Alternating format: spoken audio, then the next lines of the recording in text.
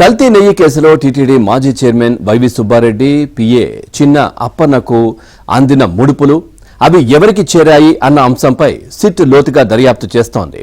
అందులో భాగంగా సిట్ అధికారుల బృందం గత 2 రోజులుగా ఢిల్లీలో మకాం వేసింది.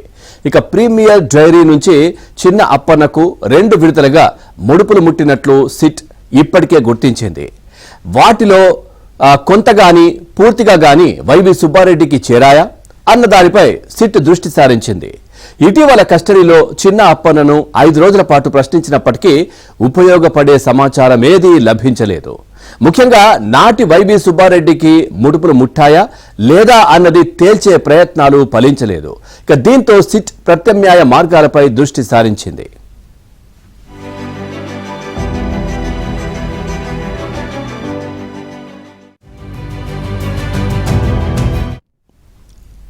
చిన్న అప్పన్నకు ముడుపులు అందించిన హవాలా ఏజెంట్ల నుంచే సమాచారం రాబట్టేందుకు యత్నిస్తున్నట్లు తెలిసింది.